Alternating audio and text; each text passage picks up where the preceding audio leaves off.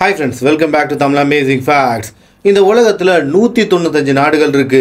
இதுல சில நாடுகள் அவங்க மக்களையும் அந்த நாட்டை விட்டு வெளியில அனுப்புறது இல்ல, ஃபாரினர்ஸையும் அவ்வளவு சீக்கிரம் அவங்க நாட்டுக்குள்ள விடுறது இல்ல.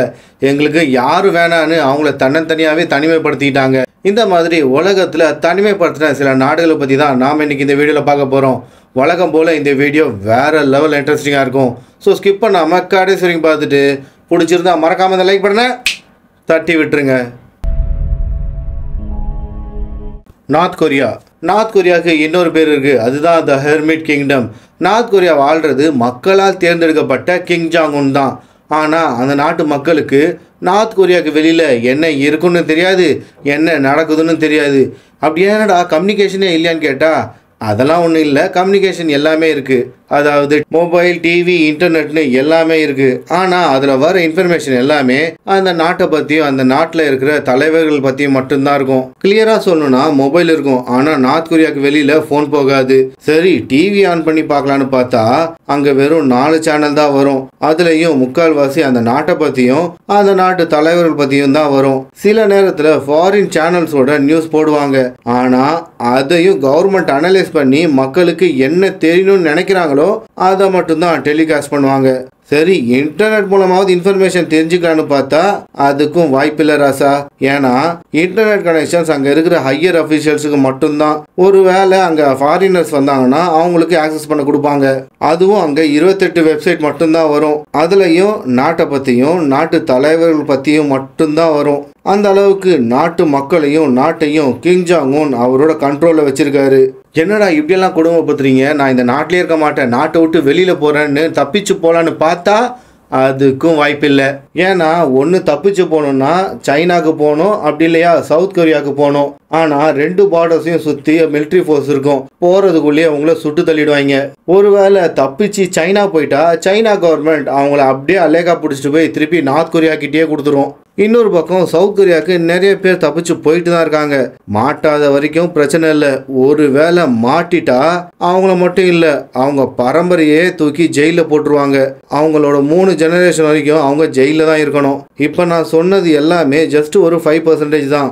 நார்த் கொரியா பற்றி தெரிஞ்சுக்கணுன்னா நம்ம சேனல்லையே நிறைய வீடியோஸ் இருக்கு, பார்த்து தெரிஞ்சுக்கோங்க.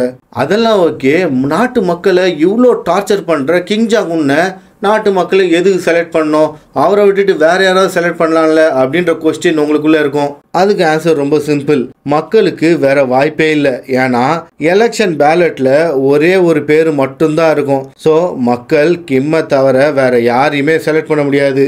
அது மட்டும் இல்லை, யாராவது ஓட் போடலைன்னா அவங்களுக்கும் ஜெயில் பனிஷ்மெண்ட் தான். ஸோ 100% ஓட் பதிவாகும், அதுவும் கிம்முக்கு தான். அப்படி பார்த்தா ஸ்டார்டிங்ல நான் சொன்ன மாதிரியே நாட்டை ஆள்றது மக்களால் தேர்ந்தெடுக்கப்பட்ட கிங் ஜாங் உன் தானே. அந்த நாட்டு மக்கள் ஹாப்பியா இருக்காங்களோ இல்லையோ, கிம் ஹாப்பி. இவ்வளோ பிரச்சனை இருக்கிறதுனால தான் இந்த நாடு ஒரு தனிமைப்படுத்துகிற நாடாக இருக்கு. பூட்டானுக்கு இன்னொரு பேர் இருக்கு, அதுதான் the land of the thunder dragon. இந்தியாவுக்கும் சைனாவுக்கும் நடுவில் மலைகளால் சூழப்பட்ட ஒரு இடம் தான் பூட்டான். சுற்றி பெரிய மலைகளுக்கும் காடுகளுக்கும் நடுவில் இருக்கிறதால நேச்சுரலாகவே இது தனிமைப்படுத்துகிற நாடாக மாறிடுச்சு. அது மட்டும் இல்லை, இதோட ரூலர்ஸ் இவங்களோட கல்ச்சரை ப்ரொடெக்ட் பண்ணுறதுக்காக ஃபாரினர்ஸை அவ்வளோ சீக்கிரம் அங்கே அலோவ் பண்ணுறது இல்லை. ஃபாரினர்ஸ் நிறையா வர ஆரம்பிச்சிட்டாங்கன்னா அவங்களோட கல்ச்சர் மாற வாய்ப்பு இருக்கிறதாலையும் நேச்சரை கெடுக்க வாய்ப்பு இருக்கிறதாலையும் ஏகப்பட்ட ரெஸ்ட்ரிக்ஷன்ஸ் வச்சுருக்காங்க. இவங்க உலக நாடுகள் கிட்ட இருந்து தனிமைப்படுத்திட்ட காரணம் ரொம்ப சிம்பிள், இவங்களோட கல்ச்சரையும் நேச்சரையும் பாதுகாக்கத்தான். டுவாலு பசிபிக் ஓஷனில் இருக்கிற ஒரு சின்ன நாடு தான் இந்த டுவாலு. உலகத்திலேயே மக்கள் ரொம்ப கம்மியாக ட்ராவல் பண்ணுற நாடுகளில் இதுவும் ஒன்று.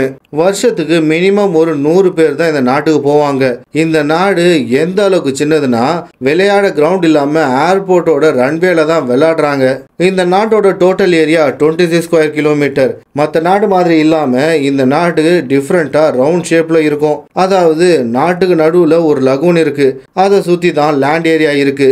லகுன்னா தமிழ்ல காயல்னு சொல்லுவாங்க. இன்னும் புதிய மாதிரி சொல்லணும்னா புலிகட் லேக் இருக்குல்ல, அது ஒரு லகுன் தான். அந்த மாதிரி தான் இங்கேயும் இருக்கு. இந்த நாட்டுல மொத்தம் 9 தீவுகள் இருக்கு. அதுல கிட்டத்தட்ட 13,000 மக்கள் வாழ்ந்துட்டு வராங்க. இங்க குடிக்கிற தண்ணியை கூட இம்போர்ட் பண்ணி தான் குடிக்கிறாங்க.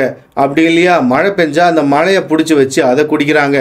ஏன்னா இந்த தீவில் அப்பப்போ மழை பெஞ்சிட்டே இருக்கும். ஒரு காலத்தில் ரொம்ப பெருசாக அந்த நாடு கிளைமேட் சேஞ்சால கொஞ்சம் கொஞ்சமாக கடலுக்குள்ளே போய்கிட்டே இருக்கு.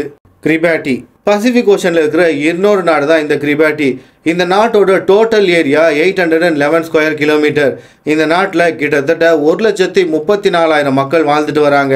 ஃபர்ஸ்ட் இந்த நாடை ரூல் பண்ணது பிரிட்டிஷ் தான். ஆனால் வேர்ல்டு வார் 2 அப்போ ஜப்பான் பசிபிக் ஓஷனில் இருக்கிற நாடு எல்லாத்தையுமே பிடிக்க ஆரம்பிச்சிட்டாங்க. உடனே பிரிட்டிஷ்காரங்க எதுக்கு இவங்கிட்ட வம்பு பண்ணிட்டு அப்படின்னு இந்த நாட்டை விட்டு போயிட்டாங்க. அவங்க நினைச்ச மாதிரியே ஜப்பானும் இந்த நாடை ரூல் பண்ண ஆரம்பிச்சிட்டாங்க. வேர்ல்டு வார் 2க்கு அப்புறம் ஒன்ஸ் அகைன் இந்த நாடை ரூல் பண்ணது பிரிட்டிஷ் தான். அவங்க கிட்ட இருந்து ஜூலை 12, 1979 அப்போ இண்டிபெண்டன்ஸ் கிடைச்சிருக்கு. அப்பத்துல இருந்து இது தனி நாடா மாறிடுச்சு. கூடிய சீக்கிரம் அழிய போற நாடுகள்ல இந்த நாடு தான் ஃபர்ஸ்ட் இடத்துல இருக்கு. ஏன்னா இந்த நாடு கடல் மட்டத்துல இருந்து வெறும் 10 அடிக்கு மேலதான் இருக்கு. அது மட்டும் இல்லை, ஏற்கனவே இந்த நாடு கொஞ்சம் கொஞ்சமாக கடலுக்குள்ளே போக ஆரம்பிச்சிச்சு. இது காரணம் குளோபல் வார்மிங் தான். எப்படியும் அடுத்த 40-50 வருஷத்துக்குள்ள இந்த நாடு கடலுக்குள்ளே போயிடுன்றனால இந்த நாட்டோட மக்கள் இந்த நாட்டை விட்டு வெளியேற ஆரம்பிச்சிட்டாங்க. ஆனாலும் இந்த நாட்டு கவர்மெண்ட் இந்த நாட்டு மக்களுக்காக ஃபிஜி அப்படின்ற நாட்டில் இவங்களுக்குன்னு ஒரு இடம் வாங்கி வச்சிருக்காங்க. அது மட்டும் இல்லை, எங்கள் நாட்டு மக்களுக்கு உங்கள் நாட்டில் இடம் கொடுங்கன்னு பக்கத்தில் இருக்கிற ஆஸ்திரேலியா அண்ட் நியூசிலாந்து கிட்ட கேட்டிருக்காங்க. அதுக்கு ஆஸ்திரேலியா ஒத்துக்கலை. நியூசிலாந்து மட்டும் வருஷத்துக்கு 25 பேரை நாங்கள் அலோவ் பண்ணிக்கிறோம் அப்படின்னு சொல்லியிருக்காங்க. ஆனால் இந்த நாட்டு மக்கள் எங்களுக்கு எங்கேயும் போக விருப்பம் இல்லை, வேணும்னா நாங்கள் இங்கே இருக்கோம், இல்லையா கடலுக்குள்ளே போகிறோன்னு அங்கேயே இருக்க ஆரம்பிச்சிட்டாங்க. இந்த நாட்டில் ஃபுட் எல்லாத்தையுமே இம்போர்ட் தான் பண்ணுறாங்க. இதனாலேயே இந்த நாட்டில் எக்கச்சக்கமான ஹெல்த் இஷ்யூஸ் இருக்கு. என்னதான் இவ்வளோ பிரச்சனை இருந்தாலும் இவங்களோட ட்ரெடிஷ்னல் கல்ச்சரை விட்டு கொடுக்காம தான் இருக்காங்க. குறிப்பாக music, dance and story telling இவங்க டெய்லி லைஃபோட ஒரு அங்கமாக இருக்கு. இதுதான் இவங்களையும் இவங்களோட ஆன்செஸ்டர்ஸையும் கனெக்ட் பண்ணுற ஒரு பாலமாக இருக்குன்னு நம்புகிறாங்க. துர்க்மெனிஸ்தான் இந்த நாடை நார்த் கொரியா ஆஃப் சென்ட்ரல் ஏஷியான்னு சொல்லலாம். அந்த அளவுக்கு ரொம்ப விசித்திரமான நாடு. கண்டிப்பாக நிறைய பேர் இந்த நாட்டோட பேரை கேள்விப்பட்டிருக்கவே மாட்டீங்க. ஏன்னா அந்த அளவுக்கு இது ரொம்ப விசித்திரமான நாடு. இங்கே பெட்ரோல் ரொம்ப அதிகமாக இருக்கிறதுனால பணத்துக்கு பஞ்சமே இல்லை. அதனால இது ரொம்ப பணக்கார நாடாக இருக்கு. இந்த நாட்டுக்கு போக அவ்வளோ ஈஸியாக விசா கிடைக்காது. அப்படி கிடைச்சாலும் சுற்றி பார்க்க பயங்கர செலவாகும். இந்த நாட்டில் எங்கே பார்த்தாலும் ஒயிட் மார்பிள்ஸில் பெரிய பெரிய பில்டிங்ஸ் கட்டி இருப்பாங்க. இந்த நாட்டில் எங்கே பார்த்தாலும் ஒயிட் மார்பிள்ஸில் பெரிய பெரிய பில்டிங்ஸாக கட்டி அடுக்கி வச்சிருப்பாங்க. இந்த மாதிரி ஒரு பில்டிங்ஸை உலகத்தில் வேற எங்கேயுமே பார்க்க முடியாது. அதுலயும் இந்த நாட்டில் இருக்கிற சிலைகள் பற்றி சொல்லணும்னா ஒவ்வொன்றும் மெகா சைஸில் இருக்கும். நார்த் கொரியா மாதிரி இந்த நாட்டிலையும் ப்ரெஸ் ஃப்ரீடம் கிடையாது. இன்டர்நெட்டை கூட கவர்மெண்ட் தான் கண்ட்ரோல் பண்ணுது. அது மட்டும் இல்லை, மீடியாவையும் கண்ட்ரோல் பண்ணுறது கவர்மெண்ட் தான். ஆக மொத்தத்தில் எல்லா கம்யூனிகேஷனையும் கவர்மெண்ட் அவங்க கண்ட்ரோல்குள்ளே வச்சிருக்குது. இந்த நாடை பார்க்க பிரம்மாண்டமாக இருந்தாலும் ரோட்டில் மக்களையே பார்க்க முடியாது.